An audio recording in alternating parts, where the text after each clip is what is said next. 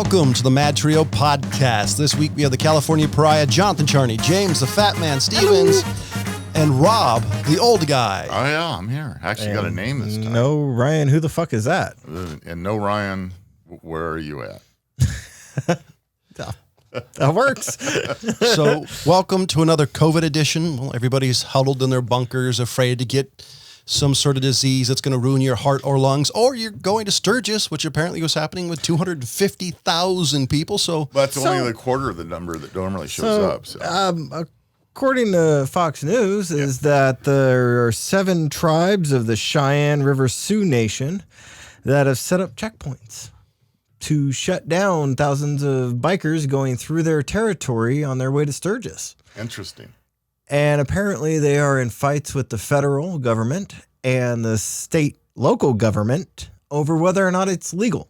But this is as far as I'm concerned, if those bikes go into their sovereign territory, nation inside of our nation, it's legal for them to stop them. So what happens if said bikers decide to start riot and start shooting them? Can the federal government help? I don't know if I would want to be doing that on Sioux Nation territory, honestly. Yeah. Let's say, you know, you've got 80 Hells Angel bikers versus a small Sioux Nation, you know. The bikers are going to lose. Yeah. I hate to tell them that. You know, my question is on the interstate commerce in our road system through their sovereign nation. I believe there's agreements with the federal government on that, and they are not to impede traffic. So I think there's already agreements with them. So they could be breaking. If they're breaking those, then I see a problem. Yeah, but I think there are. But I may be wrong about that. So if that's the case, can the federal government just stop all traffic into their sovereign territory? So what if they made this argument, Rob? I mean, I know that there's been no statute that I know of for it, but for the health of their nation, to make sure that the COVID epidemic does not come into their area, right? Would they still have right to shut that down for the safety of their own people? No. Now, if that was the argument, I mean, I could see them be able to, you know, argue it before a Supreme Court or something along those lines. Right. Maybe that's the route they're going. It doesn't say in the article, but I could see somebody coming along those lines. I would say it depends on their agreement because they are a sovereign nation. If there's not an agreement, they probably don't have the legal Germany resource. shut it down to where America isn't allowed. That's the first one coming out of the top of my head. I believe Italy is also one of them. I don't know if France is. I think England's letting some of us in. Let's be honest. They're only there by the graces of the U.S. government because we could easily say gone. Yeah. So they do have to be careful. Maybe at one time we could. I bet not now. Well, considering an entire state pretty much belongs to them. They just whichever them. No, I forgot what we talked about a little while ago. You know how they just increased it over like a major U.S. city. Yeah, but I mean that's kind of. I think for the Sioux Nation to be stepping up like that and saying, nope, we're not going to allow this is pretty ballsy for them. I mean, especially considering, as John said, they're going to be pissing off a lot of bikers. And I think that's going to be the problem. You say, the Sioux Nation will win, but if you've got a bunch of bikers and they're all 1%ers, they could potentially be having a major issue. Because you could easily have, and I'm not saying this is going to actually happen because I highly doubt it will. But if you've got, like Hell's Angels and all the other ones like Vagos, you got all these guys. I don't remember all the names of them anymore. You got all these guys who, if they're pissed off the Sioux Nation, you could see potential problems. I could still see a lot of the Sioux Nation giving the bikers hell. Oh no, don't get me wrong. I think it'd be one of those things that the bikers just decide to fuck with them. Yeah, I could see that, but I could also see the Sioux Nation fucking with them back. So I think that this would just be a losing battle for both of them. Is there a legal limit? Can they jail or execute people? The Sioux Nation? Yeah. As far as I know, tribes do not have the authority to do that. They can detain and jail for a certain period of time, but I do not believe they have any death penalty rights. So, and then they can only assuming they can only do short time stays, like enough to surrender people over to to US local authorities. government. Yeah. Okay. Yeah. So that's what I know, but I don't know the logistics of it. The great Wikipedia of all things is showing a map of the current tribal lands in South Dakota. And that looks pretty big. But the issue, it's interesting because it's broken up. There's I see it. I can see it from here. 1, 2, 3, 4, 5, 6, 7-ish, and then 7 actual blocks, and then all these little spots of areas. So even the Great Sioux Reservation is actually all broken up. So the question is, where would they put this roadblock at? And is there not they might have ways little around ones. it? Is my question. Oh, I guarantee there's ways around it. I'm not sure. There's no overlay of where Sturgis is compared to what I'm looking at on this map. My guess is what they'll do. They'll just do something before and like basically bookend on all major area, like on all highways that really go through. Because I doubt they have enough people to do every major road that leads that leads out of their territory. Let's just use our local. I mean, Highway 50 goes right through our local. But you could block Highway 50, but you couldn't do any of the little small ways to them. Yeah, you couldn't do every back road. I can't see them. I mean, that's what I'm curious about is, are they blocking part of a highway? Like if our local nation tribe decided to do that, do you really think they would block Highway 50 like that? Well, they can't because none of their territory lies over Highway 50. But say if originally Highway 50 goes, would go right through because mean they own both sides of that freeway. Yeah, but I don't think they got the south side until later. I think Highway 50 was already there. Oh, okay. Yeah. So then they didn't actually technically get that section. There's just like a split. That's my understanding. Okay. Yeah. Okay. I'm wondering if that's what you're looking at on the map. Well, that's what I'm wondering too. I don't have the answer for that one. Yeah, I don't either. So because if they actually own the land, the freeway's on, and there's an interstate commerce, there's a clause saying that you can't. The federal government would just say, since they would own the highway through there, they would just say, okay, we're taking this. We're just taking this, certain amount of feet or however long the freeway or wide the freeway is going to be. We're taking this section. You keep the rest, but this belongs to us now. I could totally see them doing that. Which I guarantee they've done that. I mean, they used to do that with the railroad. Yeah, well, I mean, I don't, unless when the road was built, there's an automatic right of way. They could not do it now. They would be in a world of problems. So the question would be, let's say they do it. All right. Who is the federal government going to send in? National Guard. Yeah, because you know what, the local state law enforcement agencies, they're going to go. Yeah. We don't care. Like, let's say it was happening in California, CHP would probably go, well, we're going to need some help here. Yeah. So I think other states would be in the same situation. So then that would mean the governor of South Dakota would have to say, all right, let's bring in the National Guard. Yep. Or the federal government would federalize the National Guard and do it on behalf of, which is not uncommon because we did that. The first step would be National Guard, and then it would go from there. I guarantee. Really depends, but since the governor is like Republican or at least conservative enough that I could see her doing that. But if it was in a state that was more liberal, I could see. And say she or he was okay with it, I can see the federal government right now saying we are officially nationalizing your troops and sending them in, which would cause another issue. That's why I don't think we could do it. And would it be worth it? What level of escalation are you going to say? Okay, troops, this is what you can do, all the way to just mow them over. I mean, let's, at what level? Let's say it got to that, and you're the governor, and you're bringing in the National Guard, and you're telling the Guard, okay, you need to open up the freeways, but at what level? Yeah, what cost are they going to do it? So, are they going to come in with tanks and? What would they do? It would be it'd probably be arrest and detain anybody who blocks the road for an indiscriminate period of time. Interesting that we would escalate it to that level over that versus what we do with the Black Lives Matter group. No, because the question is how. I don't think there would be any way to actually do it. This is why I don't think it would be done. I think there's probably a right of way built in, and if they did that, I can see the federal government, the state government going, okay, you're officially in violation. Here's the punishment that's going to be unless you open up, and whatever that is. You know, you could say, okay, we're going to... Well, I mean, the biggest thing that the federal government has over all the tribes is the federal funding they give. That's what I would see. That's what I would see them doing first. Yeah. I don't. You don't do this, you lose it, you lose it. In this political climate, that's political suicide. I don't see them doing it because they could easily say... So you see them coming in with force? I think they would let it happen.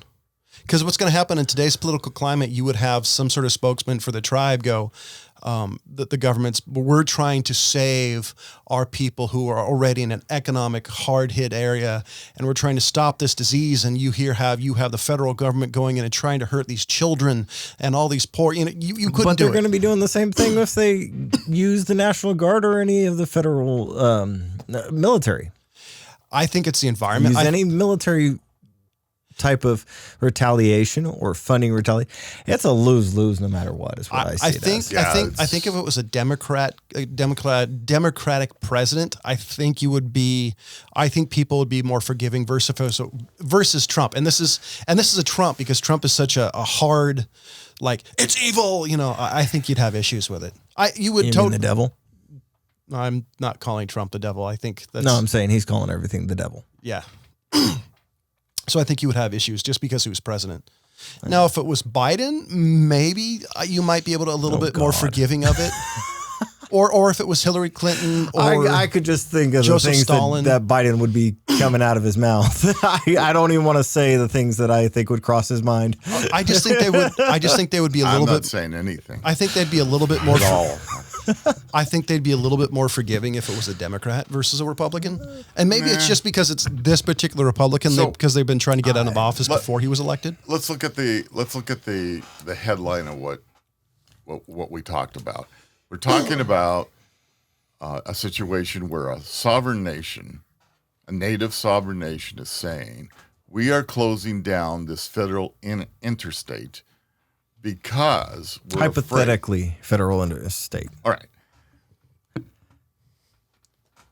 Because we're afraid that there could be people bringing in COVID-19. Yeah. So the checkpoint theoretically would be what? A temperature check? Let me check your temperature of your forehead. But how do you do that easy with a motorcycle guy? Considering you can't, and there's the problem. I mean, I've ridden in the summer in the Black Hills, and we've gone from every weather extreme there is, from 118 degrees down to being hailed and rained on. I mean, you get everything in South Dakota. So, I don't know what the checkpoints would do. I don't either, but I'm wondering if they're just like see somebody in a bike coming through, or towing bikes or something, or a group, and they're just saying, go around, turn around, go back. That's the only thing I could see. Because as you said, I mean, how else would you do it? Yeah. That's the most reasonable, is just turning around. Yeah, just say, nope, you're not coming this way. Go away. So here's the way I would look at it. I'd have to look at the roads network in South Dakota again to think about it, because I believe they bring in money because of the rest stops and other things that lie within the Indian Nation. They bring in a lot of revenue, and I cannot believe that they would want to say, okay, you can't come up here and lose the hundreds of millions of dollars they potentially could have by letting these bikers come through, get fuel, buy food, do whatever it is they're going to do, and help them out. Yeah. So that's what strikes me as interesting in that statement. They're going to say, hey, we're going to set up checkpoints, but let's do it after our fast food restaurant and our gas station. Let them come through and fill up and get gas and get food, and then come to the checks. What are they going to do? It means money to them too. So that's what surprises me. Yeah, I don't understand. That. I understand I understand them saying that we don't want this coming through right now. I don't blame them. I don't blame can't believe them that. Well, I read the whole story about why it's still going on because Sturgis there's nothing they can do to stop it. Yeah. The city council's been in a big fight saying we want to try to shut it down, but they realize that these people are going to come anyway. Yep. They have a very small local law enforcement presence there. They get a lot of help from a lot of areas out of state and other areas to come in for law enforcement during Sturgis week, and they're not going to get that. Yep. And so there's nothing Sturgis, the city, that area can do to stop it. Well, technically, I would say they could ask the National Guard. There are steps they could do. Not a city. That's a governor's preview only. Well, you're jumped on me a little bit. But as I say, is they could ask the governor for the National Guard. There are steps it could take, but there's also the question of the fact that if they did that, would they ever go back? Because they're also missing the chance that they could the bikers could say, okay, we're just going to go somewhere else, and then they could be permanently out of that revenue. What I just found from the Daily Mail UK is that it said that they're only letting commercial and emergency vehicles through the reservation right now. They're turning everybody else away. Okay, so that's exactly what I was going to say. They're probably just stopping all major revenue from coming in with no tourists. That's pretty. So I'm assuming they're going to be asking the federal government for some sort of disaster relief if there is something in there. Oh, I'm sure there is some type of thing. Because that makes sense, because I think that's the only thing you could do. Just shut everything down. Say, nope, we're not letting you in, no matter who you are. Go away. Yeah, I think that's all they could do. I don't think they could do anything else. I mean, the Black Lives Matter, the stuff in Portland and Chicago, I think would be easier handled versus that, because you're dealing with a sovereign nation versus you're. Yeah, well, that's the big thing that I've always that made me kind of perk up about it is that they're a sovereign nation. They do have a right to say you can't come in. I mean, they can't really say it to the federal government, but they can say it to basically everybody else. So federal and state authorities claim that the checkpoints are illegal. Yeah. So the tribes are suing, which I wonder by the time they get through the courts, it'll probably be over. Oh, yeah. So, all right. So they say they want to do this, but the federal and state authorities are saying, no, you can't do that. So the tribes are going to sue to say they can do that. In the meantime, nobody knows what they're going to be able to do. Okay, question. Yeah, right? If the tribes get away with doing this, would the governor just build a road and completely bypass the tribes? There you go. There's the travel restrictions. There's the roads that they're shutting down. So what do you think? If you were the governor and they did this and the government said, okay, would you build a road to completely bypass them? Yeah, why not? I mean, if they have the resources and the money to do it, sure, why not? Because if there's a potential way they're going to block any sort of free travel. It's kind of interesting how they blocked it off. Well, looking at but it looks like there's plenty of ways to go around. It looks like there's all kinds of ways to go around. So I don't really see a problem. Well, how common is the route, though? I mean, I guess. I don't know. Well, that's. So I guess the question is, how major is that? One of the major routes? I can't tell you that. No, I don't live there. So. Having been through there, I couldn't tell you that either. Well, I just meant, is that one of the major routes that people go for a ride? Because that's a major thoroughfare for normally doesn't necessarily mean that's the normal route for everybody else, like on motorcycles. I don't know. I mean, you can go thousands of different ways to get to Sturgis. Well, yeah, I guess because there's always a way. If there's a shutdown like this, if you really want to get there without causing a bunch of problems and shit, you've got options. I do think, I'm not surprised about this, though. I guess the question, my major thing, if I have a feeling, though, if they get permission to lock it down anything they want, the government's just going to say, okay, that's your road to maintain, goodbye. Because that's what I would do. Well, we'll find out next week. So we can talk about that. So I don't know if you were on the episode I discussed this. John, you remember me talking about San Francisco's poop patrol? Yeah. Are you around when I mentioned that one? He knows of it, though. Yeah. Yeah. So did you hear that California now has another need for a poop patrol at one of their tourist destinations? Really? And that would be? Care to take a guess? Northern or Southern California? I said California. That's one state. Anywhere. It's not north and south. It's California. I'm asking for hints. Northern or southern? It's I don't know. California. Tahoe. Oh, yeah. Yeah. Okay. Tahoe is having an epidemic of people shitting all over the beaches. Because a lot of them are from San Francisco and the Bay Area. Now they actually have a group of people that go out every morning to go and pick up all the shit on the beaches and the streets. And can you guess why that they're hypothesizing this? Tourists from the Bay Area. From the Bay Area and other areas. Whatever. Tourists coming up there. They're saying that with all the COVID shutdowns, the lack of public restrooms and access to them are causing people to start pooping in the lake, the river, the beaches, the streets. So now that you mentioned that, I remember that the issue that Tahoe was trying to do is they were closing and locking up all the public restrooms. Yeah. That was their attempt to keep people from coming, into Tahoe. Yeah. Look, there's no restrooms. There are no facilities for you to use. And they were hoping that was going to stop people. Apparently not. It might stop me, but apparently there are people that it won't stop. Wait, weren't they fining people? They were fining people $1,000 a day for showing up during a certain part of the lockdown in Tahoe? I don't know about that. In certain sections, they banned travel? I don't know. Because at this point, because that's what I heard, because in our local county, the only reason the major hub for COVID is Tahoe. So I'm surprised our local area hasn't said, okay, anybody going to Highway 50 in Tahoe, you're officially going to be fined, like, say, $75,000 a day. Some ridiculous number, because they could do it. I believe our sheriff has already come out and said that he's not going to do any kind of enforcement like that. And he would be the only one that would be able to do that. So there would have to be a state mandate for CHP, and or the city of South Lake Tahoe would have to be the ones to try to enforce it. Couldn't the local county government pass that and basically enforce it?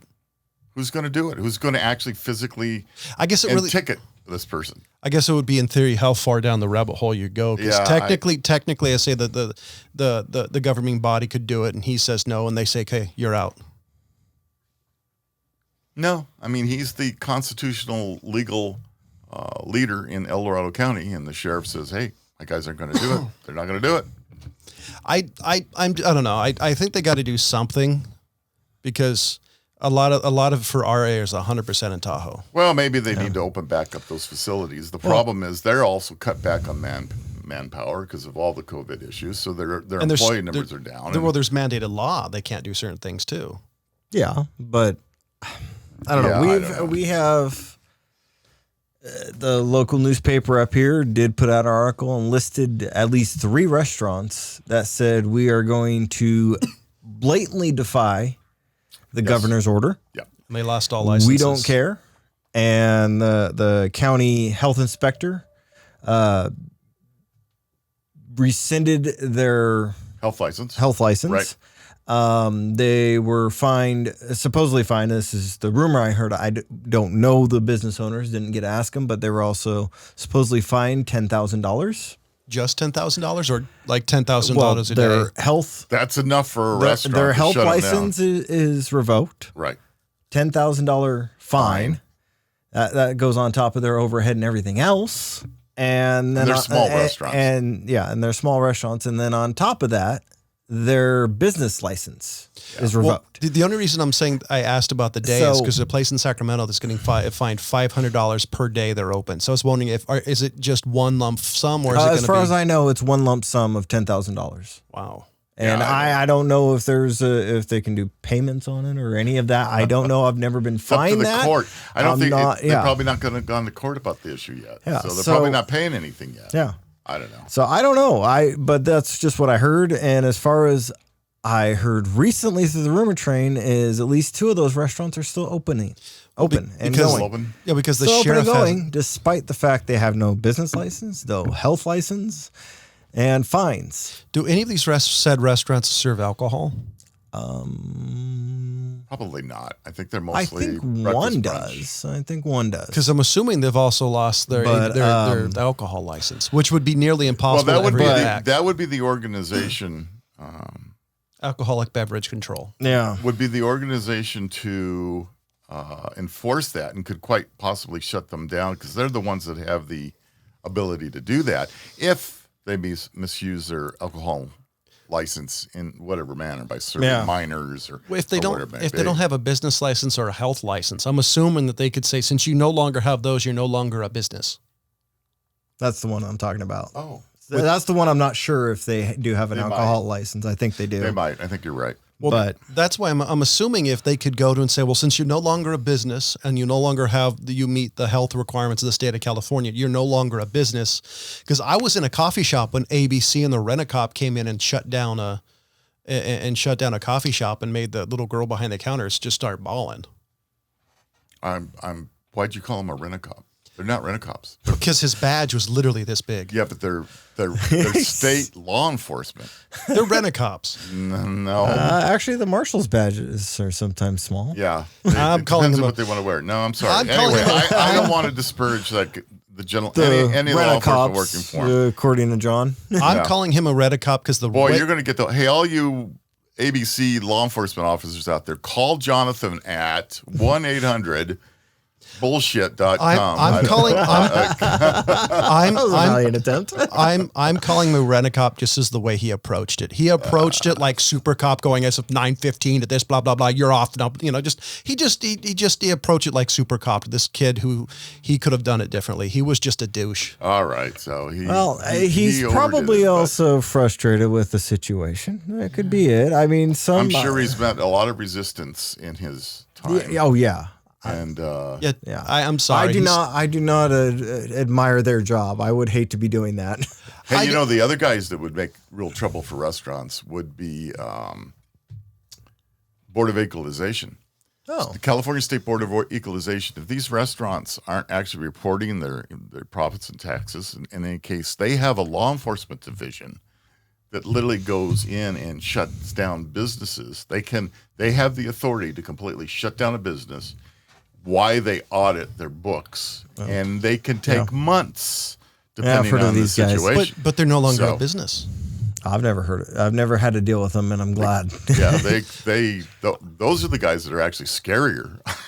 I think because it's like your life, your taxes, your everything. So I'm wondering when this is going to come down if California passes a law to basically force sheriffs to enforce some sort of edict, because at the end this lies on the sheriff of locking the doors. The problem is, again, the sheriff is an independently elected official for now, because they could easily fix that. No, they cannot easily fix that. California state constitution. They cannot do that unless they went in and completely changed California's constitution. So let's be honest. The Democrats have gotten away with, politically speaking, with some very interesting wording things. Like in the state of California, you can steal nearly up to $1,000 and it's not a felony. So it's not particularly hard to change the Constitution of California and word it if you word it a certain way. That's not pretend that they could do that if they wanted to. Just to talk politics, I don't think it would be that hard. I think you could word it a certain way. I think you could frame it a certain way, and you could easily do it. Because they've gotten close to doing it a couple of times. So that's all I'm saying is the sheriffs, they have to play some sort of ball. Now, I don't think, being a small area, the county we live in is fairly small, I don't think they'd care. But if this was Los Angeles, if this was San Diego, if this was San Francisco, one of these really big metropolitan areas, they would push the button. So you're talking about areas that also have police departments. Yeah. Police departments are completely different. They are controlled different. They're controlled by the city council of the cities. They have a completely different edict than the sheriff. The sheriff is a completely independent I think entity. You missed my point. I get what you're getting at, but I'm gonna, since you're gonna go down this rabbit hole, I'm gonna go ahead and say, wait a minute, let's look at the reality instead of just putting out, hey, they could do whatever they want. You may be right. I'm not arguing with you that. However, I'm going to take the other side and say, no, you're not going to mess with the sheriffs. Now, are there sheriffs out there that are going to do what the governor may say or whatever it may be? Sure, of course there are. I mean, so it depends on where you're at. But the sheriffs are a total different entity than the PDs. Well, considering, and so it couldn't be in, like, say, Los Angeles City proper. It would have to be an outlying area where the sheriffs where the sheriff's patrol. All I'm saying is if unincorporated areas. If it was the right circumstances, I think they could do it. I just think it's a balancing act in how you do it. Now, I'm not sure. One particular restaurant basically said the beginning of this, we're serving you no matter what. We're not going to do anything, which I kind of thought was, I don't blame them, but I think they're towing a line which is going to inevitably cause them to lose everything. And I think that's what's going to happen to all these restaurants that do this because the county's never going to give them back. But John, how can you not blame them when they knowingly go down a road where they lose everything?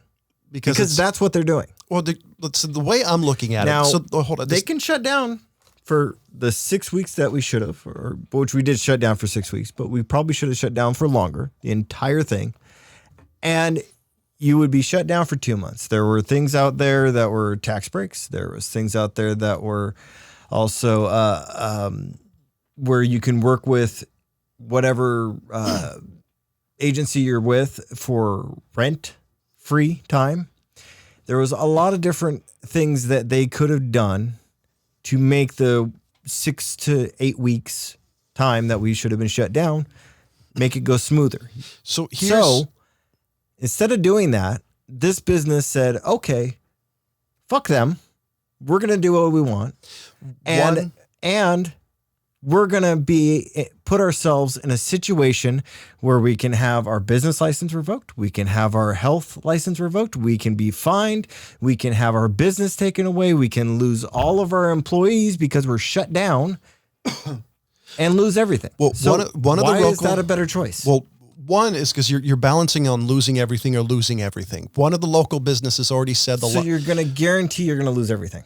I think the way they're looking at it is they're going to lose everything anyways. Why not give it a shot? Because one particular restaurant went on social media and said, if we don't make our payment, our landlord has already said you're done no matter what, even with the eviction notice. At least on one business, I thought their thought was, let's give it a try. We're either damned or we're damned, so let's go for it. Now, the one particular restaurant, they have another one has a big enough set of property where they made themselves political on purpose, and they chose poorly.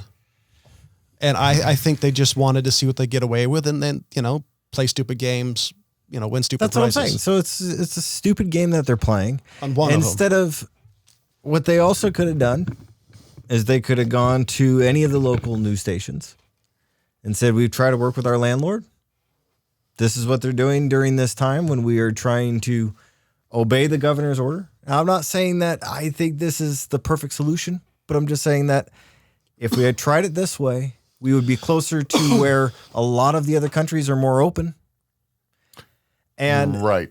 And so look, let's look at it a slightly different here. I understand exactly where you're going, and I understand Jonathan's point too. Let's look at the third thing that we haven't talked about for the benefit of all the people. So the whole idea is if you have these restaurants and these anti-maskers, which are out there saying that this is, my right to stand up. I'm sorry, you cannot dictate to me that I have to wear a mask in this state. They're not in wrong. California, it's mandated we must wear masks, right? That's the state mandate. And of course, there's a lot of people that say there's no way. You cannot make me. It's my right to do what I want, and you can't force me to wear a mask. So not only are these people breaking the law, so to speak, and again, because I'm not sure who the enforcement is. Nobody out here. Nobody does. You got to walk around without a mask. You got to, no cop's going to go up and say, "Hey, you got to put a mask on, or I'm taking you to jail," because that's not going to happen. So the problem is that as a humanitarian, as an individual, you're going to say, you know what? I don't care about you. I'm going to do what I want to do. I'm going to do what I want to do, no matter what anybody tells me. And you know what? If I have COVID, so bad. So what? So you get it too. I don't care. And that's what they're saying. Yeah. So now you have people who just simply don't care about the fellow man. Yeah. This all started out, this is all the 60s. So here's a great example of that. So I'm working today, and I'm up by the window pass so I can see people coming in. Yeah. And there's not very many people that come in these days. Everything's outside. Right. Most people pay for their bill outside, do everything outside. There's a couple people that come in. We had a guy come in and do a to-go order, comes in without a mask. Not a big problem. He stayed good 10 feet away from everybody, and social distance. So he's sitting there and he asks one of our servers for a menu. As he says that, I see the kid turn around and get the menu for him. And as he's waiting there, he kind of does this thing and licks his fingers to reach for the menu. Uh-oh. No, straight up just licked his fingers, grabbed the menu, perused the menu, handed it back, went out the door to go do something. I said, hey, want to sanitize that menu? And they go, why? I said, well, he licked his fingers and took the menu from you. And I don't know if it was I don't think it was on purpose. Okay. I think he's just one of those guys that licks his fingers to handle his money. I have very dry hands and I have a hard time with paper doing so. I understand that. So I think that's what he did. But I just was thinking I've got one point to bring up on that. I thought restaurants are mandated to give disposable menus. They were not supposed to be recycled. In other words, you print it out on a cheap piece of paper. We do have a lot of printed menus, but we still have a few that are the actual other menus, and that's what they handed him. I don't. Yeah, it's probably out of habit. Oh, sure, absolutely. I totally understand that. Yeah, but it was just one of those. I mean, he came in without a mask. He stayed social distancing. But I just am like, there's a lot of those habits that we really got to be conscious of these days. Well, I had a situation. I had a class on Saturday I was teaching, and I had a situation where I was walking through one of the, for better terms, we'll just call it Salt Lake Port. And there was a guy that I had known for a lot of years. And the first thing we do is we reach out hands and shake our hands. And I kind of paused, and I looked at him, and we both said, we're not supposed to do this anymore. And it's, a whole 68 years of shaking hands. So there's one for you. How do you get out of that habit? Okay, you probably may have noticed or probably didn't notice because it's just things people do. Yeah. But I notice it even when I'm in there, is I touch my face a couple times during our conversation here. Mm-hmm. When I'm in the kitchen, I don't do that. I pay attention to that even if I brush my face or my lips or my nose. I go and wash my hands immediately. You're trained. But those are little things that most people don't think about. Exactly. So that's why I'm saying, like the guy that licked his fingers. He never thought about it at all. It was just a thing. And I even correct people that start working in the kitchens if I see them touch their hair. Right. And then they go back. I say, nope, you got to go wash your hands. And a lot of them look at me like, what the hell are you talking about? And I'm like, nope, you touched your hair, touched your mouth, rubbed your nose, go wash your hands. But it's just one of those things that a lot of people don't pay attention to. I do because that's my job. You're trained. You are trained. It's my job to pay attention to it. Exactly. But others are not. And I understand that entirely. That's a whole different deal. I wash my hands twice after I go to the bathroom. Once at the bathroom and once when I get back in the kitchen. Exactly. So the way it should be. I will also say, just the last kind of comment, get off the COVID a little bit. Yeah, because I got a story I want to talk about. I got one too before this. The one thing I think a lot of countries have, the United States doesn't, a lot of countries not only are smaller, but they have a more centralized government. And the way the United States is freedom first. And so not only do you have that, but you also have the culture of freedom. Like England, for example, does not have freedom of the press. There's no such thing as free speech in England. Well, there is. No, there is. You can get arrested for saying certain things and publishing certain things. So if compare apples to apples, like the United States, they do not have something that's a declarative statement. One of the beautiful thing about the press is the fact that you've got press that's published all over the world. And Britain could say to the British press, no, you can't publish this. But the American press is going to say, heck with you, Britain. I'm going to do what I want. I have free speech. And the funny thing is that it gets published. And people in England can still look at American newspapers and see it. I mean, yeah, but this goes to North Korea. Well, let's just say that this goes to the Great Wall of Fire. Just for an example, they don't have certain things that we have guaranteed, and so there's that, and so their population is so much smaller, and geographically. Oh, England! I thought you're. England. England, how many Englands can you put in just the Midwest? 5, 6. I mean, our country is so much bigger. It's such a different thing altogether. And many people in Europe have no understanding of the size of our country. I mean, we had friends coming out of the country that came up to visit us and said, "Yeah, we just want to ride down to Disneyland for the weekend, for the day." And I had to point out how big California is and where we are, where Disneyland is. I know. I would love to take you over there and show it to you, but you got some days of travel. Well, there's a famous statement. The best declarative statement I've heard was that Americans think 100 years is a long time, and people from Europe think 100 miles is a long distance. Exactly. Like I drive like 600 miles a week, if not more. That's a good statement. I like that one. You said it before, and I think you're right. I've talked to some people, and they're like, "Oh, well, they live in Southern California. That's not that bad." Yeah. Like, that's like 500 miles. Yeah. Let me put that in kilometers for you so you understand. Let's put it around. They don't get and then they go, "Oh, really?" Yeah. And I'm like, it's not a little drive. California is larger than Belgium. I think California alone so anyway. I think it's larger than like England, France, and maybe one other put together. California, not quite. Not England. But it is bigger than many countries. There's no doubt about it. I'm going to switch topics completely. Who is the newest billionaire that you can think of? Mark Zuckerberg. Not me. No, Mark's actually been a billionaire for a while. He's the first. He has $100 billion now. Unfortunately, it's not me. Yeah, unfortunately, it's not me. The newest, you're going to like this. And then I'm going to quiz you as to what makes him different than the others is Tim Cook. Tim Cook. Oh, Apple's Apple CEO. Yeah. All Apple stock. CEO is just now the newest billionaire. Well, they're splitting the stock probably helps. Well, okay. So here's the question: what makes him different than Bill Gates, Jeff Bezos? Well, particularly, isn't he gay? He didn't technically earn it on his own. Keep going.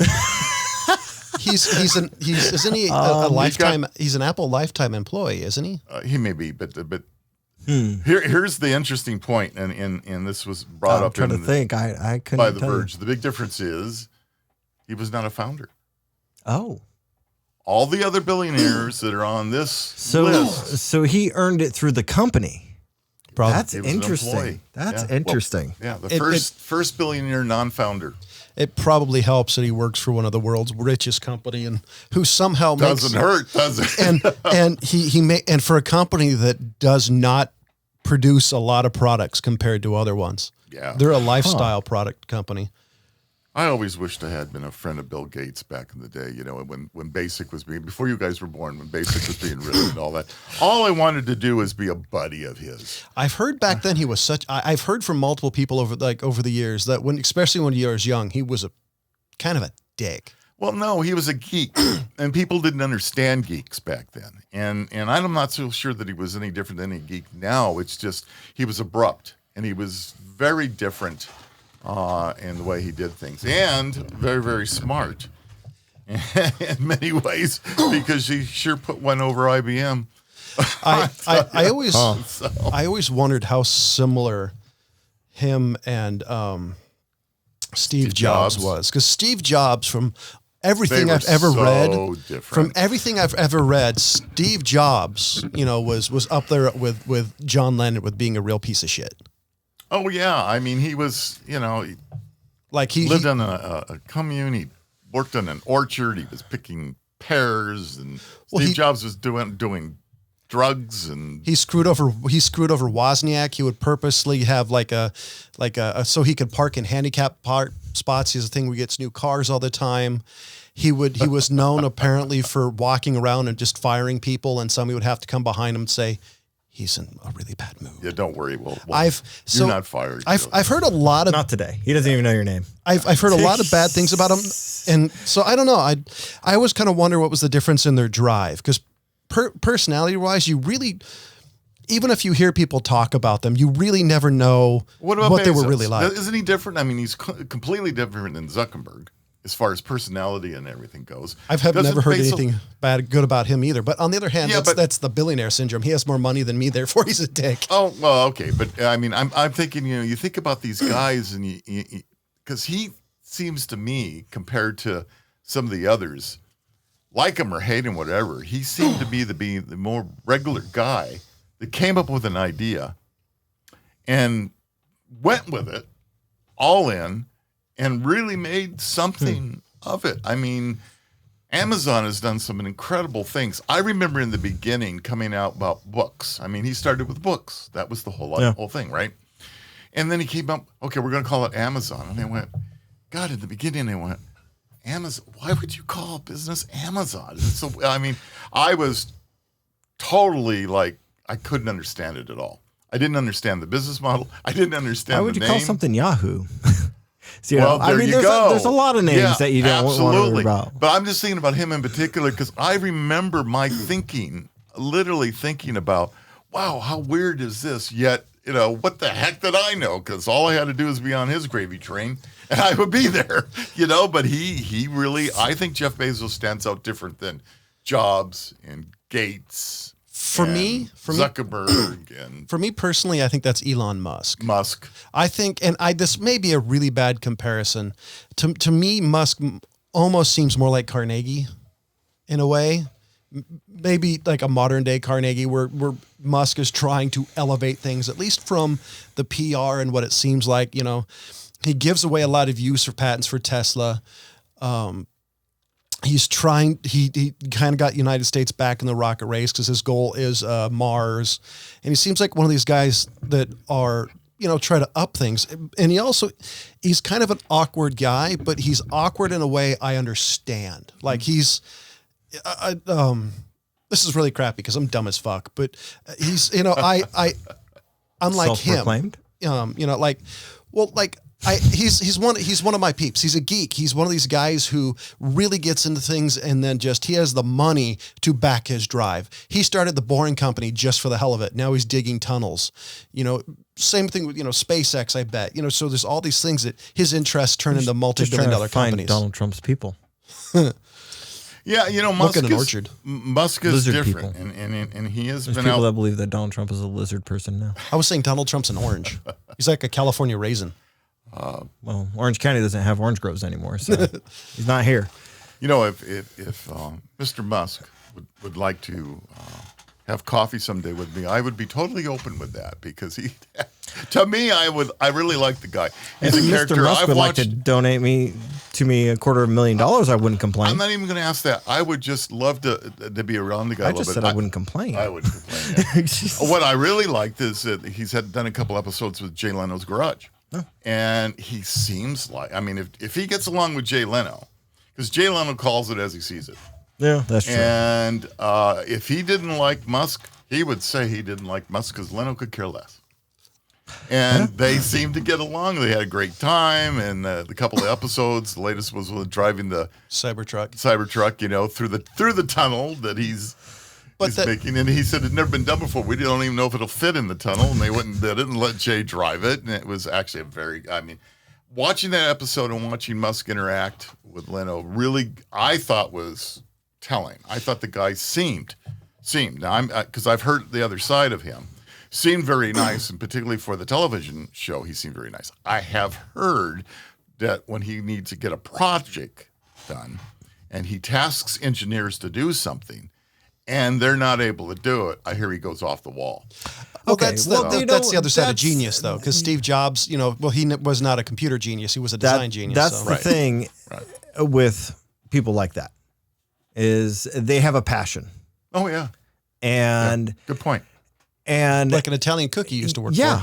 and I gotta say that is that they're the people that are passionate about something, whether it be engineering, whether it be cooking, whether it be cars, anything like that. If they see something, and that's the thing, is they see something and they're trying to get you to see it too. Mm-hmm. And it's not necessarily they're mad at you. It's mostly the situation. And they're trying to get past that, and they'll just get frustrated and their blood will explode. Yeah. And that's really what it is. Not necessarily that they're an asshole. They are an asshole. No, don't get me wrong. But it doesn't necessarily mean they're like that the whole time. Yeah. Obviously. Well, they're the boss. They're the buck stops with them. And he, in Musk's case, he has a certain vision. He wants it done. He's paying these people. I understand the pay of the top echelon people that he tasks to getting jobs done are paid very well. Oh, yeah. And his point is, I'm paying you very well to get this done. You get it done.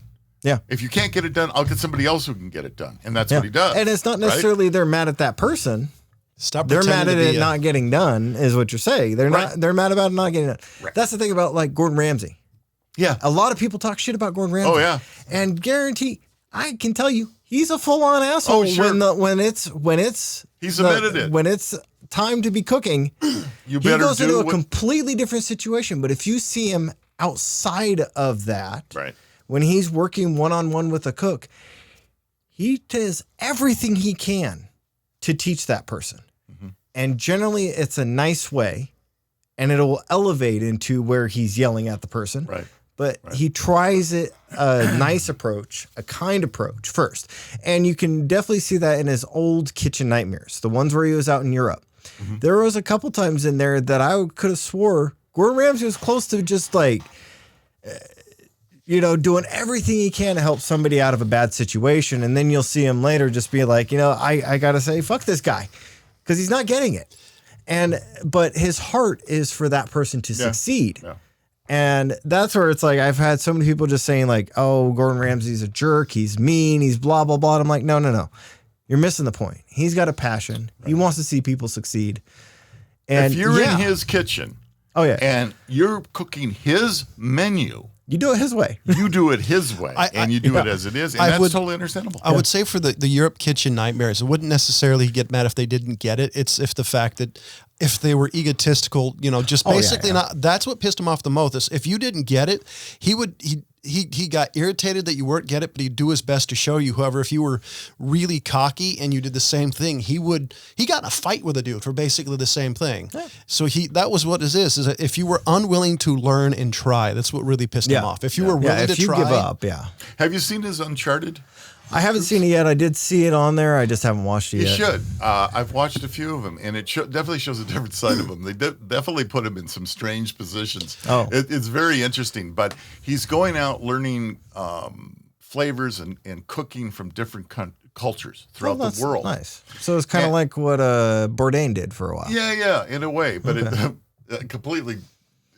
Well, I like Gordon Ramsay 1,000 times more than I like Bourdain. Bourdain is completely different, although I watched his shows. But Ramsay, this Uncharted, you need to get an opportunity to watch it because it puts him in a different light. And what's really neat about him is he's trying to learn the different flavors and spices and cooking techniques that, all the way down to, people that are native people and the way they grind their corn and the way they, he's learning all this different stuff, and he's taking these things, and then he's got a cooking challenge to try to cook a dish that they would like, that culture would like. Interesting. Yeah, and it's very interesting. I think the worst one I watched is I think he went to Tibet. Oh God! And he had a terrible time trying to get it correct. Oh yeah, because they were very picky on their spice levels and what they like. Oh yeah. That's the thing is, you go to those places and it's completely different than what you like. And that's the thing I've always said about cooking is when you're cooking for yourself, it's really easy. Yeah. But when you're cooking for other people, you have to hit like a mark that pleases the masses. Right. And that's the big trick. Right. Because I like things a little spicier. I like things a little bit more flavorful. Right. But I've also found that there's a lot of people that are like, okay, this is a little strong for me, and things like that. And I understand that. Yeah. And so watching a show like Padma Lakshmi, her show, you know who she is? She's a Top Chef judge. She started the show. She's got her own show where she goes around and talk about different cultures and things. And because she's Indian, she loves hot. Oh, yeah. She loves spice. I couldn't eat it to save my life. I would just. So when I was eating a lot of spicy food, when I was eating a lot of spicy food, what I found is that if I could barely taste the spice, if I could barely taste it, when I sampled it, it was good enough for everybody else. Okay. But if it was to me, like if it was like, oh, this is hot, everybody else is dying. Yeah. Their heads are exploding. That's where I was like always with it is like, because I was doing a personal chef at the time. Yeah. When I figured this out, and it was like I tasted, I'm like, all right, well, there's a little bit in there, and the person came back to me later and goes, That was pretty good. That was spicy. And I'm like, wait, you're kidding me, right? Yeah, like, no, so that would like, be me. If you had done that would be me because physically my body can't handle the spice. I like the flavor. But that was back when. Do you know anything about Scoville units? Yes, absolutely. Okay. So Tabasco is just regular Tabasco is about 1,000 Scovilles. Right. What I was doing for myself at the time, we're talking like 1.5 to 1.3 million. So you were up there. Scovilles is what I was going at. Ghost pepper level. Habanero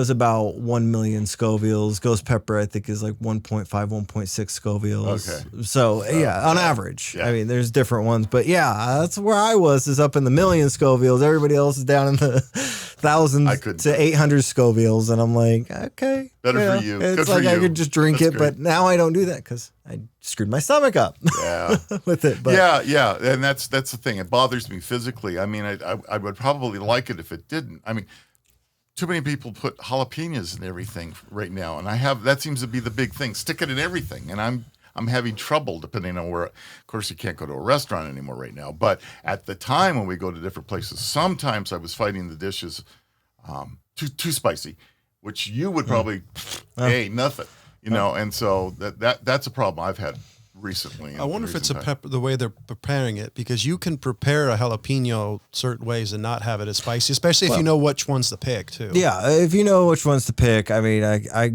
one of my favorite tricks to pull on people was I could pick an habanero that tastes like a bell pepper, and I could also pick an habanero that will drop you to your knees, and I would pick up a bell pepper and eat it like it was nothing, and it was one that was like a bell pepper. Right. And then I'd hand them a really hot one and say, you try it. You do it. Just watch them drop. And You're just mean. Oh, yeah, I am. But I learned that trick a long time ago. But it's kind of like what John's saying is that, I mean, there's if you leave the membrane in, which is the white part of the peppers and the seeds. It's going to be really, really hot, and you're going to have less of a flavor of the actual flavor of the pepper versus the spice. And because I love the flavors of the peppers. It's I just can't get past it. It's just too hot. I used to eat a lot of habanero salsa back in the day, like 3 or 4 habaneros in there. And for me, I noticed after the first couple of bites, I just got flavor because all the part of my body that sensed any sort of heat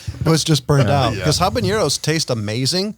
Oh, they do. But it's just the heat. And the lady who the lady who made it apparently would wear like 2 rubber gloves and would go over the top. There was a few times apparently it would actually go through the glove. Yeah. So that was one of the. I had one of the sauces I used to use was Blair's Midnight Reserve, 2 a.m. Midnight Reserve, and that's a 1.3 million Scoville unit sauce. And when I opened up the bottle, some of it spilled out onto the glass. And I learned that I had to start using gloves after that because it got it actually seeped into the pores of the glass. So if you touched the glass, you had to either wear gloves to go to the bathroom for the next couple days, or you wore gloves before you touched the glass. So I would be pulling the bottle out, and it came in this plastic box. Yeah. And then the glass container was in there. So people would see me putting on gloves before I took this thing out of the box. And a lot of people were like, wait, what are you doing? I'm like, I'm getting ready just to pick the jar up. And they're like, wait a second. No. I'm like, oh, it's not that bad. I'm just giving you a little tiny bit off of a toothpick. And I watch guys drop down to their knees after just a little bit on a toothpick. And I always warned them. Your brother's my favorite story. That would be me. But I love the stuff. My friend Jacob, we went in on the bottle back when we were teenagers. It was about an $80 bottle. And we were like, we'll put it in together. That's a lot of money for teenagers. Yeah, so we put it in together, and he ended up losing it, which is not a big deal. But I've thought about buying some more of that stuff, and I'm like, I want to get it's cheaper now. It's about $40 to $60 for about like a. So they were able to get popular. Yeah, and more people were buying it. The one I want to get, mail order catalog back then. Yeah. It wasn't online. The one I really want to get is Hot Ones. Have you ever seen that TV show? They make a couple hot sauces that are apparently amazing. I don't know if you've ever seen it. I have trouble with Tabasco. So well, they have some ones that are apparently like, even Alton Brown said this is amazing. So if he said it was good, I really want to try it. There's a couple. There's a guy that's underrated. Yeah, I like Alton Brown. Alton Brown is a genius. Sometimes he bothers me because, like you said, he's a genius. So he goes way into details and histories that I'm like, well, it's kind of interesting. That was his thing. That's what got him into the Food Network. But I'm like, at this point, I'm like, I've heard you do this. You've heard it do it, yeah. I've heard you do this. I've watched a couple of his cooking shows, and I got to tell you, he really gets into it. Oh, he does. It's amazing. He really does. I've watched him a couple times. I've learned a few things from him, a few tricks and things like that. But mostly, it's like, okay, yeah. But I'm also trained, so yeah. We're just about every time. But we still have a few more minutes left. Are we waiting on Ryan? We do. Yep. And I'm counting. I make sure the show is the same folks, exact we're length. in an unair-conditioned studio at the moment. Our air conditioning isn't working. Yeah, well, it's starting to become a swamp in here. The three of us are getting a little hot. So trying to physically distance ourselves. So for the California Pariah, Jonathan Charney, James the Fat Man Stevens, and the old guy who's complaining. Where's my drop? We got to go. So ladies and gentlemen, as always, thank you. Oh, we got a few more minutes and then we got to go. Thanks a lot.